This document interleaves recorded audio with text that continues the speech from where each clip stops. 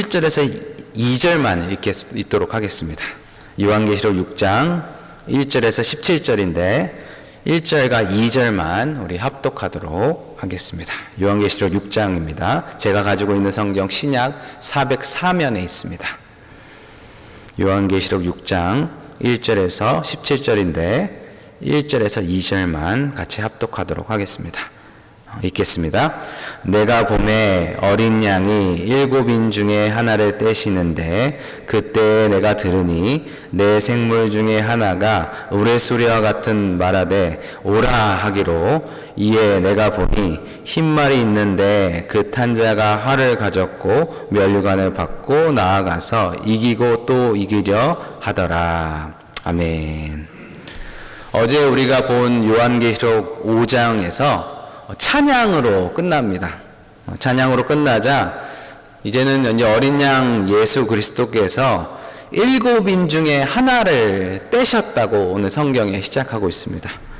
인을 하나 뗀다고 해서 그 책을 읽을 수 있는 것은 아닙니다. 그러나 인을 뗄 때마다 그 책과 관련된 사건들이 일어나고 있다는 것을 오늘 성경을 통해서 우리가 확인할 수 있습니다. 첫째 인을 떼니 내 생물 중에 하나가 큰 우레소리로 말합니다. 뭐라고 하죠? 오라 라고 말하죠. 그러자 흰말이 있는데 그 탄 자가 활을 가졌고 멸관을 받고 나아가서 이기고 또 이겼다 라고 성경은 표현하고 있는 것이죠. 이런 식으로 내 인봉이 풀어지고 네 마리의 다른 말과 탄자들이 이제 등장을 하는데요. 자, 그럼 궁금한 것이 있죠. 이 네 말과 말을 탄 자의 정체는 무엇일까요?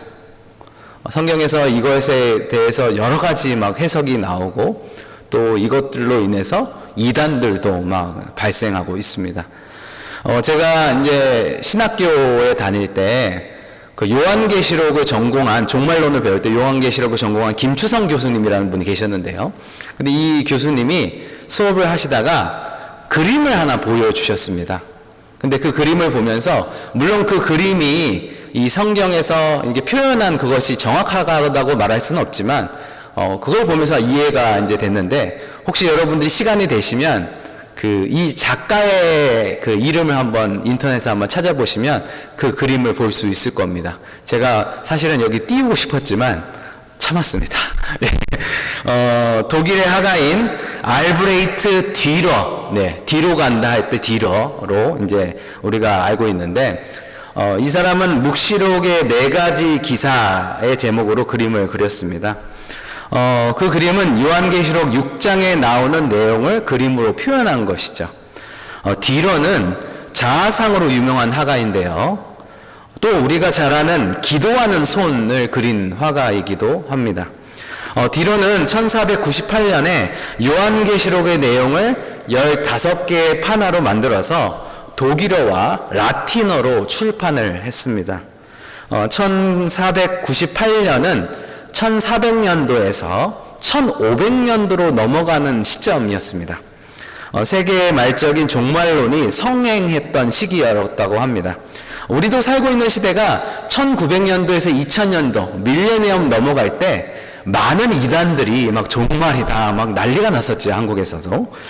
그때와 같이 아마 이 시기에도 그런 시기가 되지 않았을까라는 생각이 듭니다.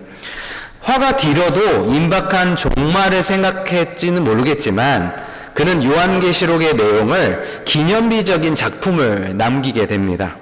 자, 그럼 흰말을 탄 자는 누구일까요? 많은 사람들이 복음의 승리자 그리스도로 해석하기를 좋아합니다. 왜냐하면 흰색이 주는 신성함 때문에 그렇고, 또 요한계시록 19장에 백마, 그 탄 자를 그리스도로 묘사하기 때문에 여기서 흰말을 탄 자를 그리스도로 해석하기를 좋아하는 것이죠. 그러나 이 말 탄 자의 공통점을 봤을 때 지상에 불행을 가져다 주는 점을 우리가 봐야 됩니다. 그리스도로 해석하는 것은 맥락상 맞지 않다는 것을 우리가 오늘 본문을 통해서 볼 수 있는 것이죠. 8절에는 종합적으로 이렇게 말씀하고 있습니다. 그들이 땅의 4분의 1을 건세를 얻거더 검과 흉년과 사망과 땅의 짐승들로서 죽이더라. 그래서 디러는 이 흰말 탄 사람을 질병의 재앙으로 해석을 했습니다. 성경에 활을 들었다고 되었는데 활을 쏘는 것의 의미는 쏘는 아픔, 즉 병균을 준다는 의미인 것이죠. 8절에 검과 흉년과 사망은 두 번째, 네 번째 말탄 자와 매칭이 잘 됩니다. 그렇다면 첫 번째 말탄 사람과 매칭되는 말은 나머지 하나, 땅의 짐승들로서 죽인다는 말인데 이것은 미생물과 바이러스, 흑사병을 의미한다는 것이죠. 인류에게 큰 타격을 주는 것 중에 하나가 이런 쏘는 아픔을 주는 병균입니다. 누구도 이것을 부인할 수가 없는 것이죠. 두 번째, 붉은 말을 탄 사람은 칼을 들었다고 성경에 나오고 있습니다.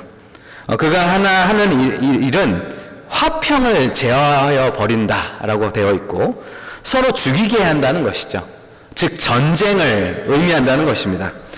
전쟁은 악의 최고봉입니다. 어느 사회건 악이 최고조로 달했을 때 전쟁이 일어나죠. 이 전쟁이 무엇으로 시작될까요? 바로 인간의 정욕 때문인 것이죠. 자기 안에 있는 정욕을 만족시키려고 싸움이 일어나는 것입니다. 야고보서 4장 1절과 2절에 이렇게 표현하고 있는데요. 너희 중에 싸움이 다툼이 어디로부터 나느냐? 너희 지체 중에 싸우는 정욕으로부터 나는 것이 아니냐? 너희는 욕심을 내어 얻지 못하여 살인하며 시기하여도 능히 취하지 못함으로 다투고 싸우는도다. 그러므로 전쟁은 바로 우리의 정욕적인 삶에 대한 심판이라는 것이죠. 세 번째는 검은 말을 탄 저울을 가진 사람입니다. 경제적인 재앙을 말한다는 것이죠. 흉년입니다. 뭐라고 합니까? 한 데나리온이 밀 한 대요, 한 데나리온의 볼이 석대다라고 합니다. 이것은 엄청난 비싼 가격입니다. 흉년으로 먹을 것이 없어지고 인플레가 아주 엄청 높아졌다는 것을 의미하는 것이죠. 그러나 감람류와 포도주를 해치지 말라라고 합니다. 감람류와 포도주는 사치품을 뜻합니다. 사치품들을 차고 넘칩니다. 양극화를 말하는 것이 아닐까요? 어떤 사람들은 먹을 것이 없어서 굶주리고 어떤 사람들은 사치를 누린다는 것이죠. 양극화가 심해진다는 것은 죄와 악이 심해졌다는 말입니다. 우리나라도 이것으로 고민하고 있고 그래서 누구나 경제 문지화를 가지고 나오는 것이 아닐까요? 북한은 더 심합니다. 가난한 사람들은 굶고 간부들은 호화를 누립니다. 죄가 관용되었다는 것이고 곧 하나님의 심판이 닥친다는 것입니다. 네 번째는 청황색 말을 탄 자가 등장하는데요. 말라서 뼈만 앙상하게 남았다고 표현되고 있고 손에는 삼지창 같은 거를 들고 있다고 말하고 있습니다. 이 사람의 이름이 성경에서 표현하고 있는데 이름이 뭐죠? 사망이라고 합니다. 사람들을 죽여서 지옥으로 끌고 가는 자라는 것이죠. 디로의 그림을 보면 이 4명의 말탄자 아래에는 공포에 사로잡힌 사람들이 나와 있고 지옥으로 상징되는 용이 커다랗게 입을 벌리고 누군가를 삼키고 있는 것을 볼 수 있습니다. 근데 자세히 보면 그 사람이 삼키고 있는 그 사람이 누군지 알아요. 누구냐면 교황입니다. 디로는 하나님의 심판을 받아야 할 사람 중에 대표적인 사람이 로마 카톨릭의 교황으로 보았던 것이죠.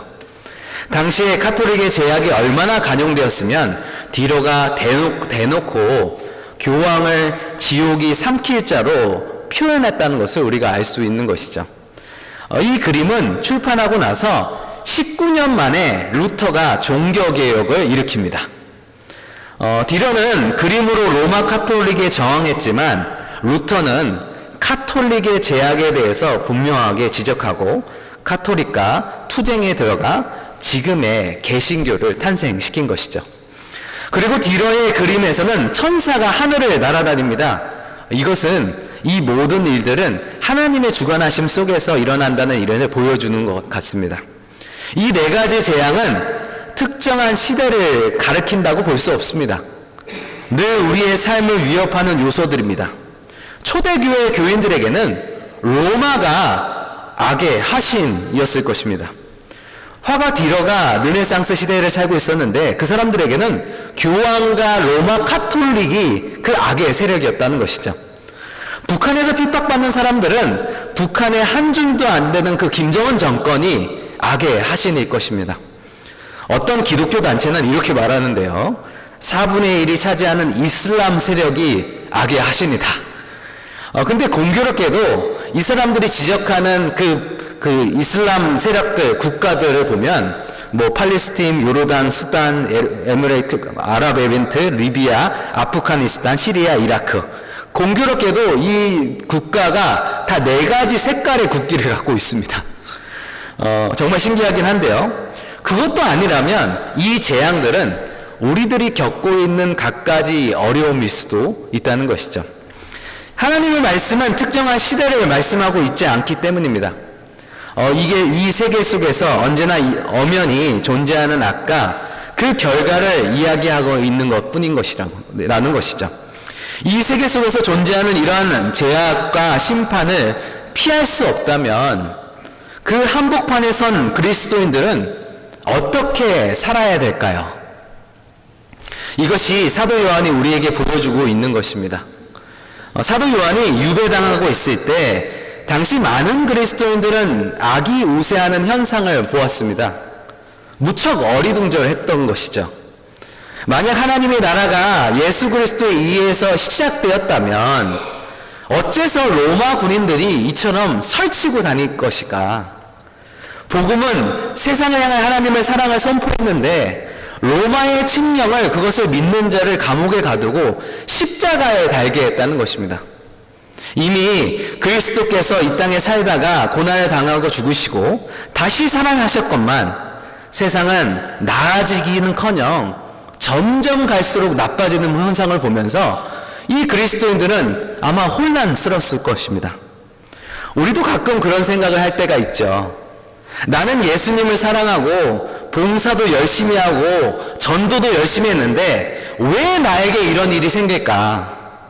이것은 모든 그리스도인들이 해왔고 또 해갈 질문들입니다. 그러나 요한계시록은 이 질문에 대해서 가장 먼저 성급하게 대답하고 있지 않습니다. 대신 악을 보기 전에 먼저 이 세계가 하나님의 보좌와 어린 양 예수 그리스도의 통치 아래 있다는 사실을 먼저 볼 수 있어야 된다는 것을 말씀하고 있는 것이죠. 이것이 6장 앞에 4장과 5장에 하나님의 나라의 통치의 자리가 먼저 묘사된 이유라는 것입니다. 우리는 어떤 형태이든 악을 경험하면 그것이 전부인 것처럼 느껴집니다. 이 고통이 너무 커서 다른 모든 것들을 묵살해버리기 때문인 것이죠. 삶에 조금이라도 문제가 생기면 그것 때문이기보다는 엄연하고 근본적인 하나님과 나와 관계를 부정해버리는 것이죠.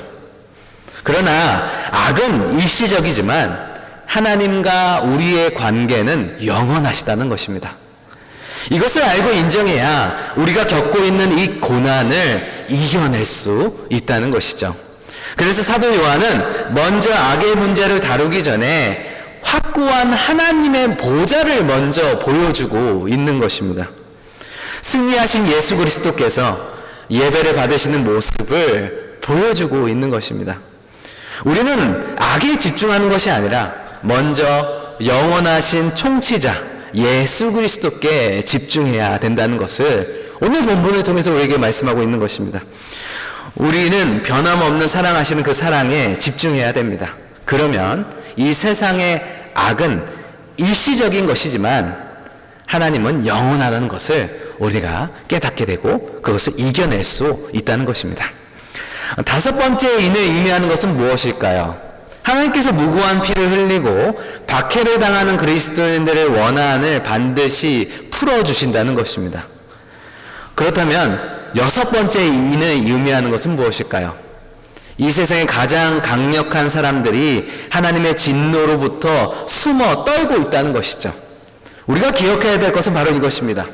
이 세상에서 환난을 당하나 담대해야 된다는 것입니다. 그리스도께서 승리하셨기 때문인 것이죠. 오늘도 우리 삶 가운데 주어진 여러 가지 어려움 속에서 우리가 그것으로 인해서 실망하지 않고 그 어려움들에 대해서 확신을 가지고 굳게 버티고 서서 승리를 경험하시는 우리 모든 삼성의 성도님도 되시길 주님의 이름으로 축원해 드립니다. 기도하겠습니다. 주님 참 감사합니다. 이 세상의 악이 보기 전에 하늘의 보좌의 통치와 이기신 예수 그리스도를 먼저 볼 수 있는 우리에게 믿음을 허락하여 주시옵소서. 하늘의 소망으로 이 땅의 고난을 이겨낼 수 있는 은혜를 우리에게 주옵시고 그렇게 주님을 찬양하며 나아갈 수 있는 오늘 하루가 될 수 있도록 은혜와 은총을 베풀어 주시옵소서. 감사드렸고 예수님의 이름으로 기도드렸습니다.